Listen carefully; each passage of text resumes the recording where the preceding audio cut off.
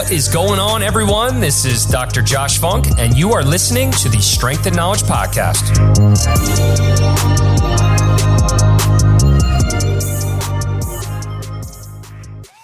What's up, everybody? This is Dr. Josh Funk. I'm here with my guy, Dr. Zach Baker.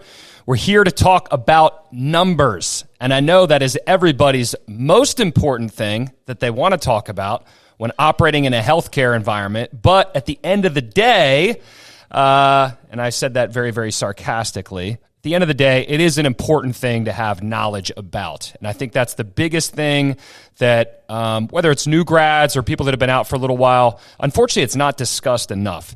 You do work in a business environment, and you have to be in a situation in which you have a certain level of literacy surrounding the subject. And overall, it should provide you with a better expectation and idea of just how things are working. What are the interrelationships between numbers and how well a business is doing? How do numbers affect you and potentially some of the things that you might have the ability to do or achieve a certain amount of a bonus, or say that there's other metrics that allow you to know that you're doing a good job. They could qualify you for a raise. Overall, the more that you have an understanding of your numbers, your KPIs, the business's numbers, the business's KPIs, the more likely you can have more people at an organization rowing in the same direction and accomplishing things that benefit both company and the individual. And Zach, I know that we've gone through a massive evolution on this topic over the past over 8 years. Beginning, I think we can both agree, we just knew how to make a clinic busy, and we didn't really know much else.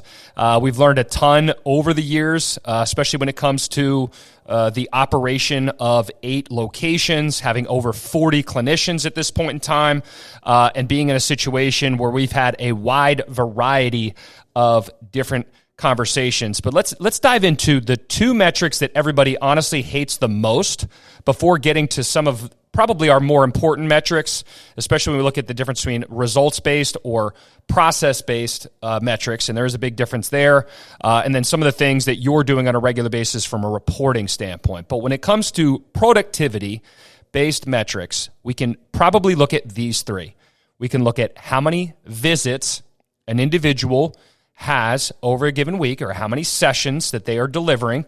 That could be different depending on whether or not we're talking about 30-minute treats, 40-minute blocks, 45-minute blocks, hour blocks. We could talk about the billable units that should be attributed to the time block for that individual, the type of insurance that may be attached to that, or potentially in a situation where you simplify it in a cash pay world where there is a certain amount of monetary value placed on a visit of a certain session length, and it's very, very standardized. But from an insurance standpoint, if we're talking 30, 40, 45, you have a certain amount of units billed, and it's obviously going to be correlated with a certain amount of money in for the organization. Then, if we look at that over the course of the year, how many sessions delivered, what the billable units were for those sessions if we're talking about insurance.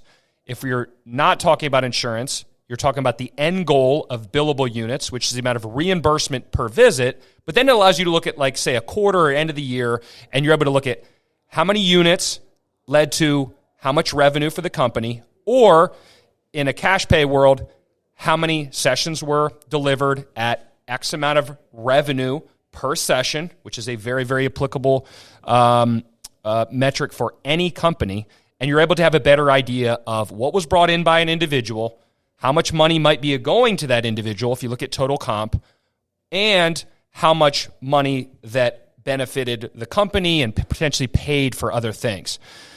Zach, when it comes to productivity metrics, first and foremost, why do you think that we get such a negative connotation when people hear this or when this topic is discussed? I think it has to do with a misinterpretation as to how those numbers are utilized or why we care about those numbers. So I think when you hear the word productivity, I think going through PT school, interacting with other people in the field who may not have much experience from a leadership or an administrative management role, with interpreting those numbers and managing those numbers, you often associate productivity with higher is better, or the goal is to be as productive as humanly possible. And I think what you really need to appreciate is, are the productivity metrics matching up with what your clinical setup is? Meaning, we utilize productivity to figure out, do we have adequate staff at this location? Are we understaffed? Are we overstaffed? And how is that going to influence the patient care and patient quality experience? And I think when I was at CSM this past year in San Diego, sat in on a phenomenal lecture regarding monitoring KPIs and why numbers are relevant. And what she did a tremendous job at, and I'm sorry because I'm blanking on the presenter's name with this, but what she did a tremendous job of demonstrating was that we have this kind of cyclical nature of patient care or patient experience, staff quality and staff retention, and business stability. It's a three-legged stool that all relies on one another. If we want to have a tremendous patient experience, we need to have an environment, meaning we need to have a facility and a clinical space that's going to foster that, and we need to have clinicians that are going to provide that experience. In order to attract those types of clinicians, we need to have a very well-run business. And when I interact with other PTs who are interested in coming to R2P or they're looking for a change of scenery, some of the common complaints I get is just the lack of consistency with what they were walking into on a daily basis. They did not always know what was expected of them. They did not always know what their day-to-day was going to entail. And I think what they really thrived on was just having that consistent presence there. So I think when we talk about productivity, you really need to appreciate we're monitoring productivity to make sure that we're making the most amount of our time and that we're providing an experience for the patient which was conducive with what our original intended setup was, and that we're not over or undershooting that number. I think at the end of the day, when I think of productivity, I think of the word resources, and it allows us to determine whether or not our allocation of resources, people or resources, and finances is appropriate. And when you have a very, very good balance between being too busy or potentially not being busy enough, you have the word abundance, and you have an abundant amount of money to provide to the individual and the business. And ideally, it's this symbiotic relationship, because at the end of the day, what is employment? It's a mutual understanding that certain expectations are going to be set and met by company and by individual. If we are not busy enough, we run into a situation where an individual is not doing the work that was expected of them. And we're also going to be in a situation where, from a financial resources standpoint, we don't have enough finances to pay for facility costs, supply costs, some of the technology costs, your administrative costs, things that go into marketing to bring in ideal patients. So it's this balance of productivity to ensure that we have sufficient resources to serve the individual, serve the company through a mutual agreement that the central part of that is serving a customer or a client. That is very, very similar in any business environment when it comes to the employer-employee relationship. Yeah, and I think we just talked about patient experience, but it's also staff experience. And a lot of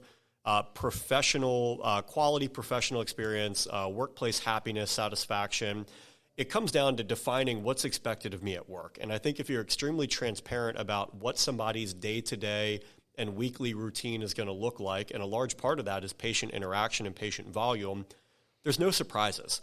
And people accept a job, or they go into a job knowing these are the certain parameters that my day-to-day is going to fall within in regards to how many people and patients I'm going to interact with, what my hourly schedule is, what the clinical environment is that I'm there. And it's pretty clear-cut. If you establish those expectations early and they're not met, it allows you to then triage, why are they not being met? And that's what we'll get into a little bit later in regards to if we have certain productivity standards that we're not hitting, and maybe it's an outlier, maybe it's just one person in that clinic is not hitting it, it allows you to dig a little bit deeper as to what are they doing differently that is causing their schedule and their day-to-day to look different than everybody else in their clinic or everybody else in the company across multiple clinics. On the other side, if somebody comes in and they're exceeding expectations, then that's what you just alluded to. We've created a surplus. So we didn't just pull these productivity standards out of thin air. There's a rhyme and a reason as to why there's a certain metric that we're looking for. Part of it is financially driven to make sure that you have stability to be able to run a well-run business. Part of it is patient experience and staff experience to make sure that they are in a comfortable, productive, and happy work environment. But then it also allows you to realize, when have I hit this surplus and what am I going to do with that surplus? And I think one thing that, admittedly, you've done a tremendous job in the past is when we've exceeded expectations as a company, either on an individual level or on a company level, you've been very transparent with staff at our annual meeting as to how is that going to help us achieve our next initiative. And maybe that's rewarding an individual, or maybe that's doing some sort of company-wide initiative. I know recently we increased the amount of coverage or stipend we gave people for health insurance, and that was directly related to a surplus of patients that we saw this year. Hey, we had more people come into our doors. We had more left over at the end of the year. We're going to directly reinvest that into our people at the company to offload some of these insurance costs for them. So I think just making sure that you are matching up what you're doing with that surplus so that people can see that it is being productively used to enhance their overall professional experience within the business, it's almost always well received in that respect. Or you show that you're taking the initiative to monitor this and say, hey, gosh, like Chris, Kayla, I know you guys were slammed the last few months. Guess what? We've got resources coming on the way. We've got another staff member coming on the way. There's light at the end of the tunnel. I appreciate you guys for what you've done the last few months. It is not going to be like this moving forward because that's not what we agreed to when you started. Yes, and in those particular situations, just so everybody is aware of how we do things, we roughly follow what Google coined the 80-20 rule a couple years ago, largely looking for somewhere around 80% of patient care, roughly 20% towards development, towards administrative things. But if we get to a point where we shift that too much towards, say, 90-10, 95-5, because an individual is more productive with regards to the sessions that they're delivering, that puts us in a situation where we know from a financial resource standpoint, we should have abundance created, but we don't want to have abundance created at the expense of an individual. So we want to put them in a situation where they're not having to take work home, because where did their administrative bucket go? Where did their miscellaneous, where did their staff development, where did the Con Ed bucket go? If that 20% now decreased to 10 or 5, that's situations where people start to see things that are meaningful to them chipped away. So that would be a situation in which we would, from a human resource standpoint, choose to bring another individual on the team. Then everybody might go through a period of time where it goes the opposite end of the spectrum. Maybe the staff is more 70-30, 75-25, and we're working to build into a new baseline in terms of how many patient visits are being seen. This translates over to something that we will see as you bring somebody new on, let's say a new grad. They will have a less busy schedule. We will have them on 60% for the first 13 weeks. If they're on a 60% cap over the course of the week at 80 slots, they're in a situation where they have 40% of their week potentially open for other items. That's very, very important from an onboarding process standpoint. And for the new grads out there, being aware that you are going to benefit yourself and your company and probably your patients as you're a new grad by spending a longer amount of time with people. So by spending a longer amount of time with people, your inverse relationship is such that your amount of sessions delivered is lower. But by spending more time with people, you could be in a situation where the monetary value on those sessions is increased. For our individuals who have been with the company for a while, they're very, very busy. They have a significant community presence. They have people regularly calling the front desk, asking specifically for them. It's the opposite end of the spectrum. They are delivering a high volume of sessions, so actually their billable units potentially is going to decrease. And we often see that with our PTs who have been with the company for a while, developed significant presence and name recognition with regards to their particular niches. And it allows us to, especially from a business standpoint, be a little bit more flexible, knowing at the end of the day, if the amount of sessions delivered and the monetary value associated with that sessions leads to some kind of byproduct at the end of the year, then that's really, at the end of the day, all that matters, because the company at the end of the year and throughout the course of the year is taking into account cost per people, cost for the company, and at the end of the day, paying Uncle Sam when it comes to taxes. Zach, anything to add with regards to just kind of the dynamics there and some of the conversations we're having both with new grads and experienced clinicians?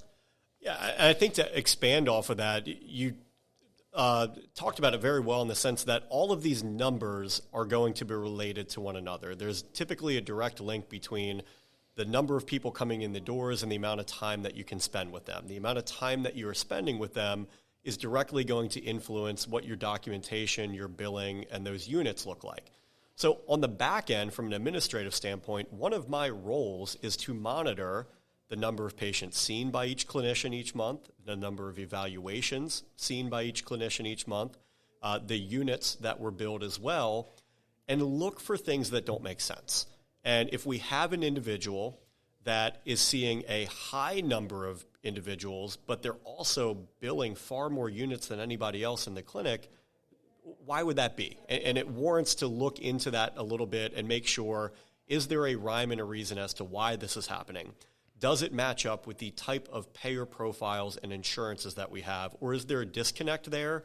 And you can get ahead of the game in regards to educating your staff on what are appropriate billing standards in regards to safeguarding them against doing things either unwillingly that they were unaware of, or unknowingly that they were unaware of, but also connecting the dot where I can remember a few situations where we've had people where they've been on the lower end of the spectrum with some of their billing metrics.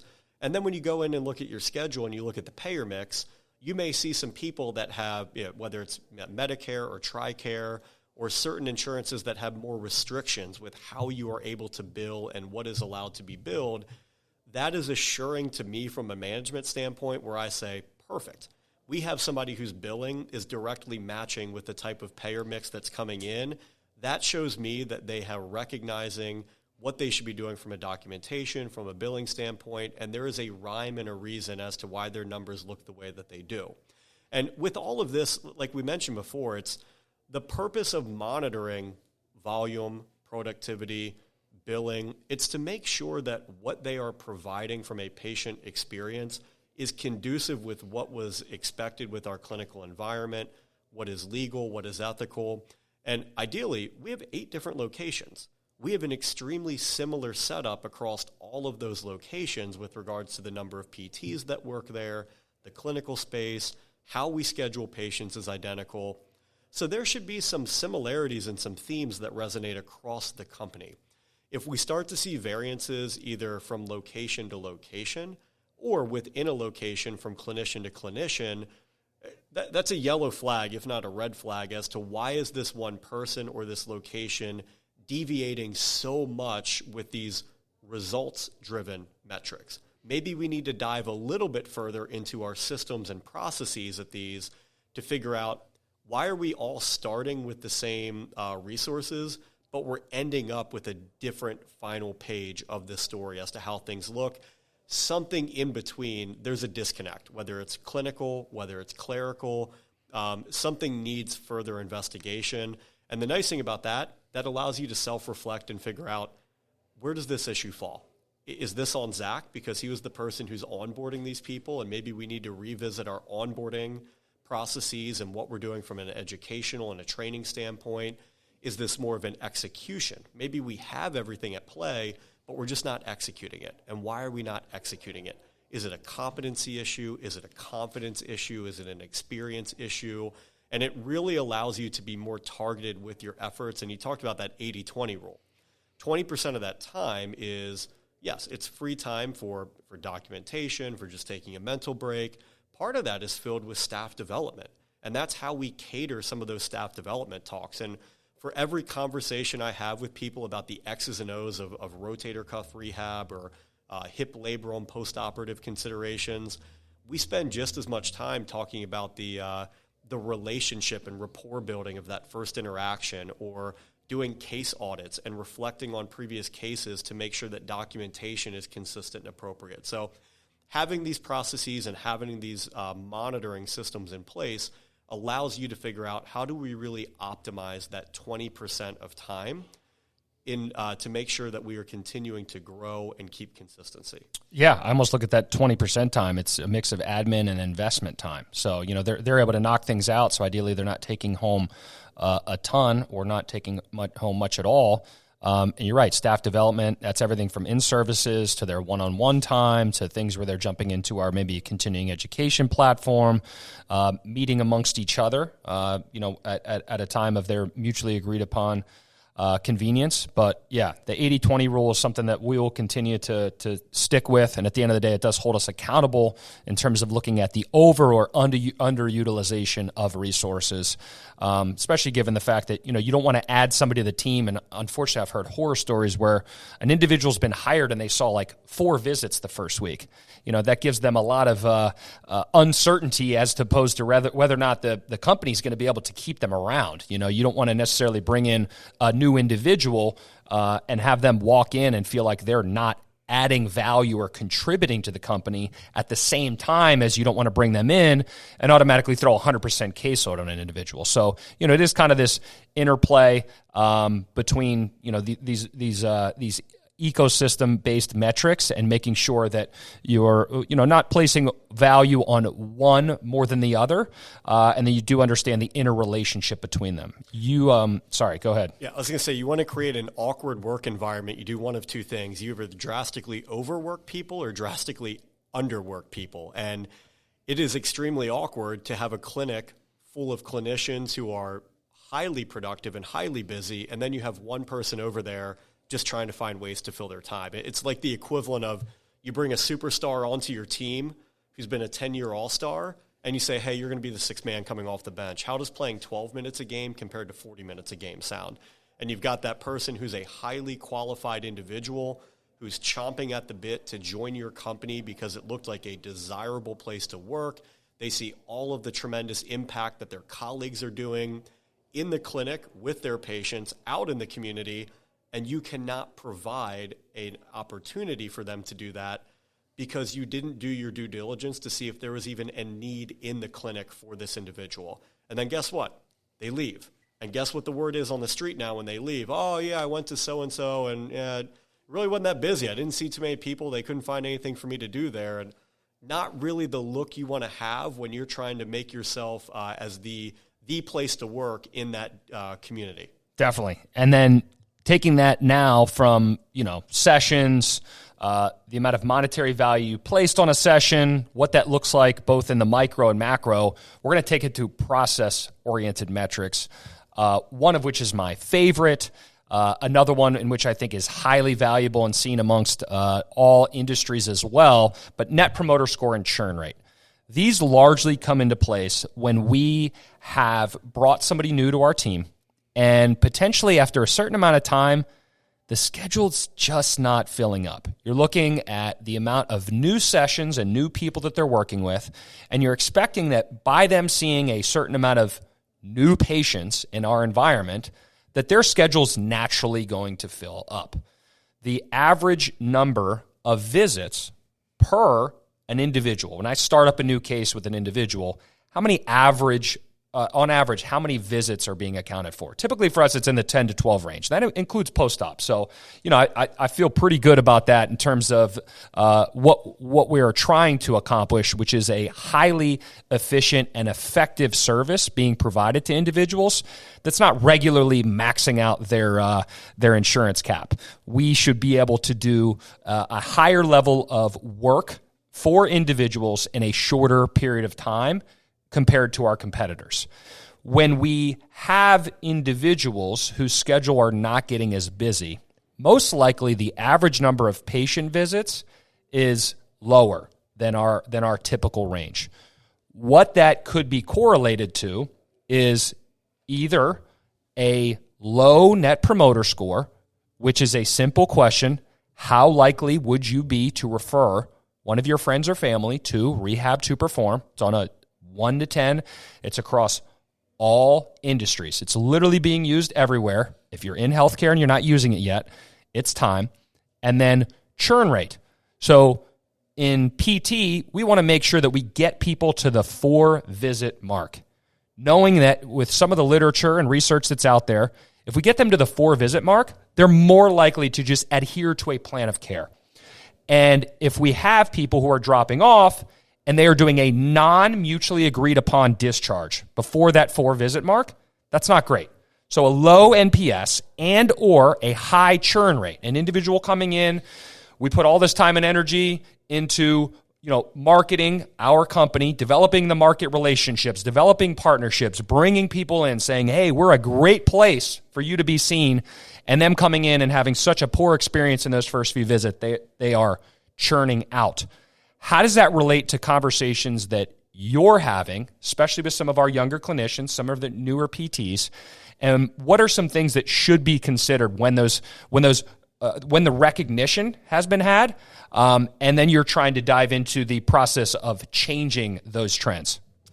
The first thing you need to do is actually recognize that it's happening, and that comes down to setting intentional time on a regularly recurring basis. And that's going to be dependent on the type of clinic you have, the size of clinic and staff. So personally, every month I go back and I review productivity, visits, evals, billing metrics. We do it on the 8th of the month, so that way we have the previous month already cleared out.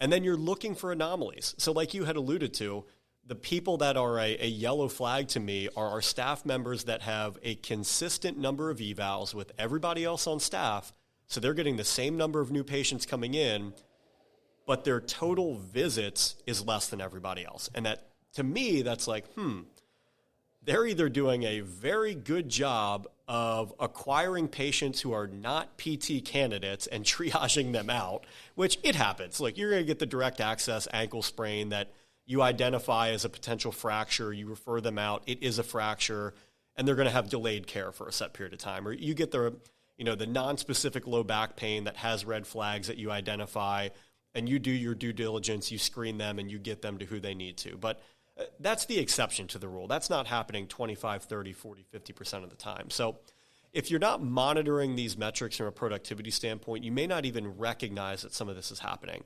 So when I see that consistency with evals, but a drop-off in patients, that's when we start to look at what is this person's NPS score, and is that lower than everybody else?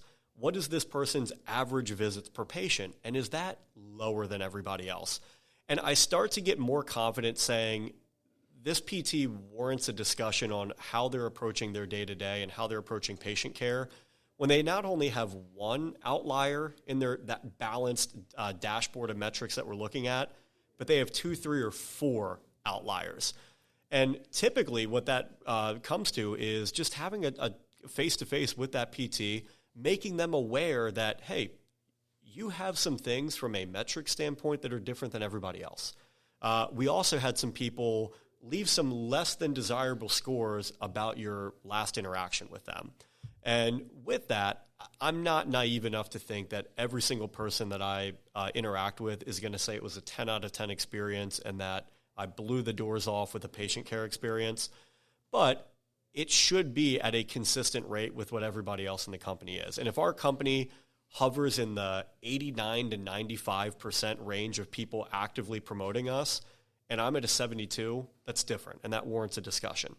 So a lot of times it's making them mindful of what those patient interactions were. And that's the nice thing about the NPS. It's behind closed doors in the sense of we're not having the patient approach the PT approach the patient and say, hey, you gave me a 5 out of 10. Why did that happen? No, it's leadership talking with the PT and saying, hey, did you realize, Miss Jane or Mr. Joe said last time they were in here, they gave us a 4 out of 10, and they said you didn't really give them a whole lot of attention. Do you remember that? Does that resonate with what your experience was? And sometimes it's little things. I've had people have poor patient experiences for something as little as they were documenting and they were on the other side of the room instead of next to their patient. And their patient felt like their PT wasn't actively involved in their session. Now, I'll talk to the PT and they'll say, oh yeah, he was on the table. He was doing 3 sets of 8 of a circuit of this, and that. I was knocking out this note. I was coaching somebody else. And they were being an efficient and productive person at work, but that wasn't the perception from the patient. So for that, my recommendation is, hey, when you're doing notes, just do it next to the patient. Like, don't walk 35 feet across from them. Let them know that you are accessible and approachable. And do you need to watch them do 20 to 25 reps of something they've already demonstrated competence with and they just need capacity? No, but they need to know that you're approachable and there if needed. So I think just having that conversation, a lot of times bringing the awareness, allows them to be proactive in future events with that. The other thing we talked about, or you had mentioned, churn rate, and having people not go through a full plan of care and not hitting that 4-visit metric. I think regardless of how simple a case is, if you cannot find enough things to work on over the course of 4 visits with an individual, they shouldn't be in PT for whatever reason. They're just not a PT candidate. So you either have somebody who's not a PT candidate, or you did not do a very good evaluation in getting the background of what's going on and identifying limiting factors to have things to work on. So the thing that I found the most with, and it tends to be newer grads or younger clinicians, and a failure to convey confidence in a plan of care and value in a plan of care. And I had a new grad, and it's somebody that I think very highly of. Incredible person, incredible PT, but he had at one point 20-some evals, 12 of which did not hit 4 visits. And when we were reviewing, and something that we pull is something called a lost patient log. So people who have not been in for greater than 2 weeks, our front desk pulls that report, they give it to the PTs, and the PTs then designate, oh, yes, this person needs to be discharged, I just forgot to do it. Or, no, that person went on vacation or they were sick last week and we just never got around to rescheduling them. Please call them and get them back on the schedule. But we'll review this lost patient log, and this is part of our orientation and onboarding to familiarize them with the process. And the common theme I hear is, oh, he had a hard time getting off of work. Or, yeah, she's, this person, their kids have practice in the evening and they have a hard time getting here. Or, hey, you know what, it only bothers them when they do this. And so, you know what, like, you can only make that excuse for so many people, because guess what? In order for that person to get here, they've already recognized that they've had back pain, or they've had knee pain, or they've had this issue, and it was important enough for them to go see their primary care or to go see an orthopedic, then take more time out of their day, taking off work, finding childcare, doing something to carve out time to come into an initial evaluation. They've been dealing with this issue for greater than 6 months, sometimes for years, and now you're either conveying to them, it's not that big of a deal. Well, that's going to be pretty frustrating for a patient. Or what you conveyed to them, they're just not fully understanding as to how you can help them commit to it. So you've talked to me about this in the past. If people have already come in the door for an evaluation, especially in our environment where we have a lot of direct access patients, they've already recognized PT as a need for them. At that point, you just need to organize what that need looks like for them. So if you're approaching this with less of a sense of urgency or less of a sense of organization, that's a common theme that I tend to find with our younger PTs as opposed to our more seasoned PTs, with being able to confidently convey a message and organizationally putting it in a manner that makes sense to the patient.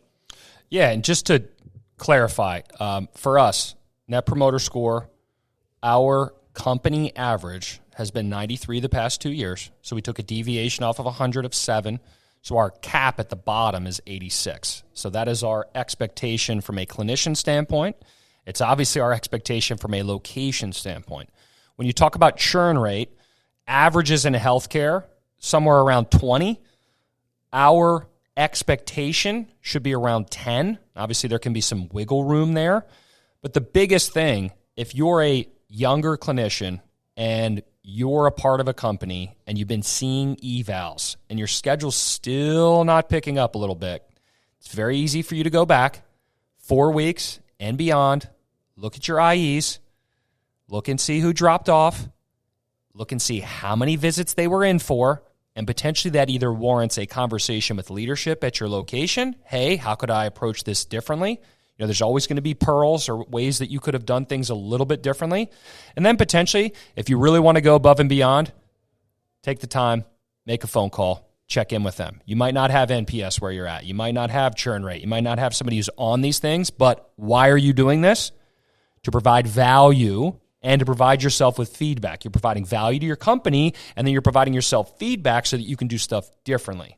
But I would argue that if you just keep kind of meandering through, your weeks at your place where you're at, the company at some point is either not going to see as much value being provided by you, and or you're also not going to have enough feedback loops to allow yourself to grow. I'm biased, but at Rehab to Perform, fortunately, we have enough feedback loops to force you to grow, in addition to providing you with the opportunity to have you facilitate that growth. And then these metrics are being discussed on a regular basis. Zach, just to kind of wrap things up in terms of recommendations for clinicians, because at the end of the day, this topic and why we're discussing this, it is to increase the literacy surrounding results and process-oriented numbers. Any thoughts? Anything just to kind of put a bow on today? I think to be open-minded and also inquisitive as to what is being monitored at your workplace and why or how it is being monitored. And to reiterate all of this, a lot of it comes back down to providing patient care. And we talked about churn rate. A lot of the times when I'm identifying people who are dropping out of patient plans of care, you often find themes with that. So we'd mentioned maybe it's a new grad theme. The other thing that we've also found with that is sometimes it's related to specific injury types. And you may have somebody that the majority of people who are dropping out in less than 4 visits, maybe they're all neck pain patients, or maybe they're all direct access patients, or maybe they're all some other sort of pathology. And that allows you to then have the clinical discussion of, well, talk me through your eval. What did you do? What questions did you ask? What tests did you run?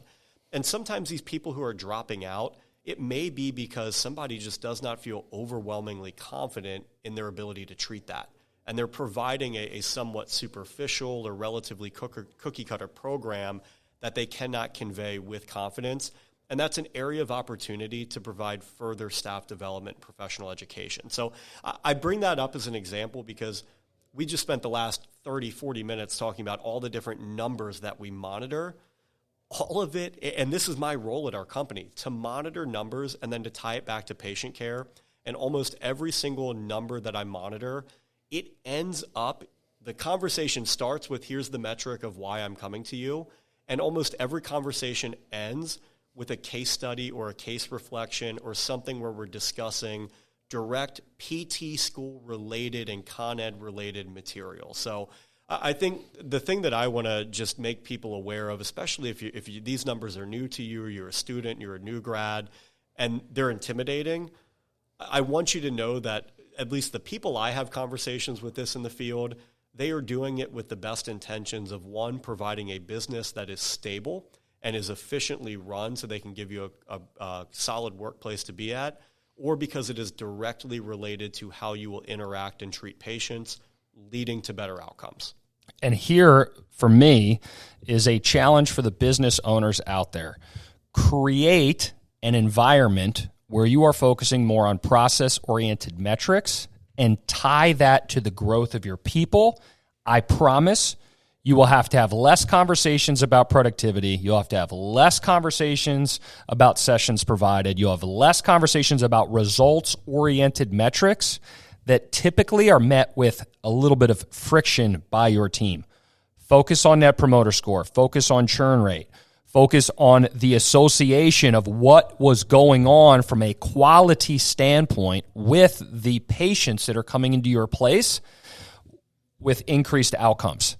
And the more that you focus on that end of this metrics continuum, the less likely that you're going to have a conversation with them about the amount of sessions that they're seeing on a regular basis.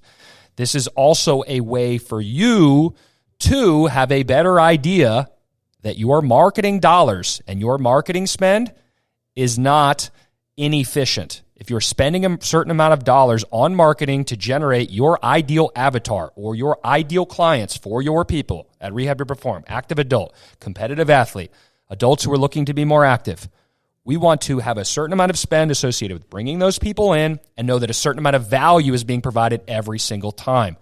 If the value is being provided, it leads to visits. It leads to sessions being generated within the company that allows us to ensure that there is financial allocation at the end of the year for company, people, and taxes. If there's high churn because the quality is low, because you're not taking care of patient care, then your dollar spend for new people to come into the door, new cases being generated, has to be significantly higher.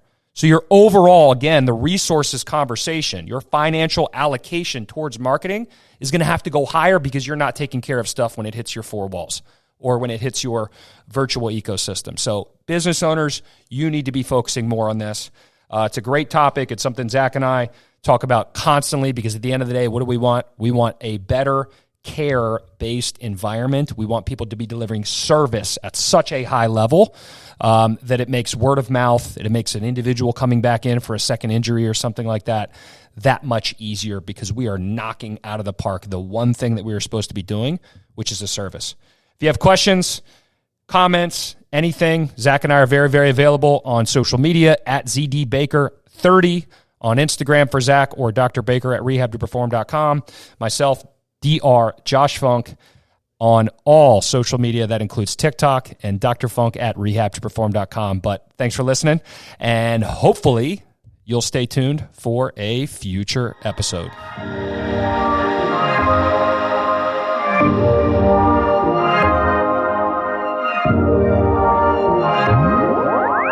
Thank you for listening to the Strength and Knowledge Podcast. If you enjoyed this episode or have been tuned in for multiple episodes, we would love for you to subscribe, rate, and give us a review on Apple Podcast or Spotify. Until next time, thanks for listening.